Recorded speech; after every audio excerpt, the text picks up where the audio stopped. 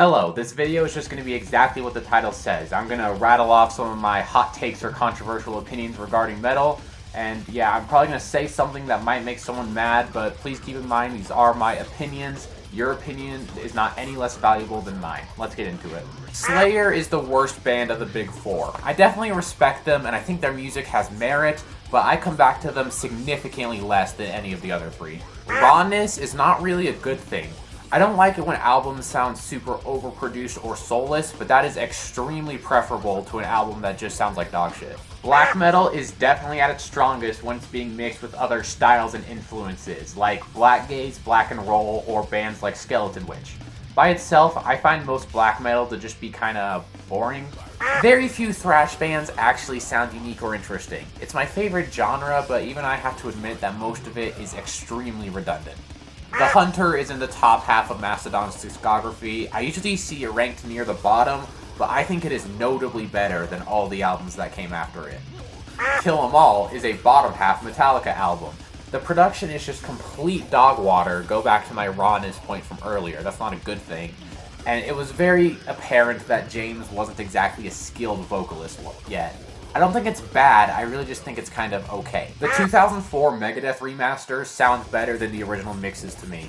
The instruments are significantly cleaner, and the vocals really aren't worse enough for me to care. As a whole, I would take modern metal over classic metal. Classic metal usually gets all the praise just because it was the first to do stuff. But modern metal bands I find are way more interesting in terms of ideas and execution. If you don't like modern metal, then you haven't bothered to actually explore it. Avenged Sevenfold are genuinely super talented musicians and songwriters who don't get nearly the credit they deserve.